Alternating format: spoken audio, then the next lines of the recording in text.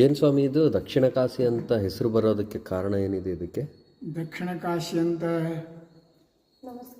ನಮಸ್ಕಾರ ಕರೀಲಿಕ್ಕೆ ಬೇಕಾದಷ್ಟು ಆಧಾರಗಳಿದ್ದಾವೆ.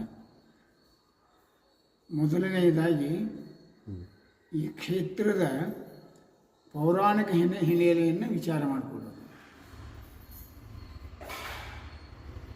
4 ಯುಗದ ಪರಂಪರೆ ಈ ಕ್ಷೇತ್ರಕ್ಕೆ. ಮೊದಲಿಗೆ ಕೃತಯುಗ. ಕೃತಯುಗ 17,28,000 ವರ್ಷ. ತ್ರೈತಾಯುಗ 12 ಲಕ್ಷ ವರ್ಷ. ದ್ವಾಪಾರ 8 ಲಕ್ಷ. ಕಲಿಯುಗ ಈಗ ನಡೀತಾ ಇರೋದು 4,60,000 ವರ್ಷಗಳು, ಒಂದು 5,000 ವರ್ಷ ಕಳೆದಿವಿ ನಾವು.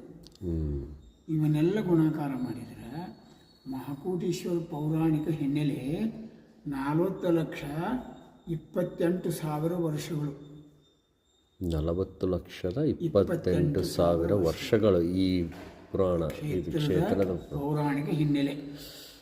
ಇದಕ್ಕೆ ನಮ್ಗೆ ನೆಮ್ಮದಿ ಬೇಕು, ಸಮಾಧಾನ ಬೇಕಲ್ಲ, ಊಹೆ ಅಲ್ಲ ಇದು. ಹೌದೌದು. ಅದಕ್ಕೆ 4 ಯುಗದೊಳಗೆ ಹಿರಣ್ಯಕಶ್ಯಪ, ಸತ್ಯಯುಗದೊಳಗಿದ್ದವರವರು. ಹಿರಣ್ಯಕಶ್ಯಪ, ಹಿರಣ್ಯಾಕ್ಷ. ಹಿರಣ್ಯಕಶ್ಯಪನ ಹೆಂಡತಿ ಕಯಾದುಗೆ 4 ಮಂದಿ ಮಕ್ಕಳು: ಲಾದ, ಅನುಲಾದ, ಶಿವಹಲಾದ, ಪ್ರಹ್ಲಾದ. 4 ಮಂದಿ ಹಿರಣ್ಯಕಶ್ಯಪನಿಗೆ ಮಕ್ಕಳು. ಅದರೊಳಗೆ 3ನೇವನ ಮಗನೇ ಮಕ್ಕಳ ವಾತಾಪಿ ಮತ್ತು ಇಲ್ವಲ್ರು. ವಾತಾಪಿ ಇಲ್ವಲ್ರು ಇದ್ದ ಜಾಗನೇ ಬಾದಾಮಿ. ಬಾದಾಮಿ ಇನ್ನೊಂದು ಹೆಸರು, ಮೊದಲನೇ ಹೆಸರು ವಾತಾಪಿಪುರ. ಬಾದಾಮಿ ಮೊದಲನೇ ಹೆಸರು ವಾತಾಪಿಪುರ. ಆ ವಾತಾಪಿ ಇಲ್ವಲ್ರು ಇದ್ದಂಥ ಜಾಗನೇ ವಾತಾಪಿಪುರ. ಅವರು ದರ್ಶನಾರ್ಥಿಗಳೇ ಆಗಿ ಬಂದವರಿಗೆ ಈ ಪುಣ್ಯಕ್ಷೇತ್ರದೊಳಗೆ ಅನ್ಯಾಯ ಎಸಗ್ತಿದ್ರು.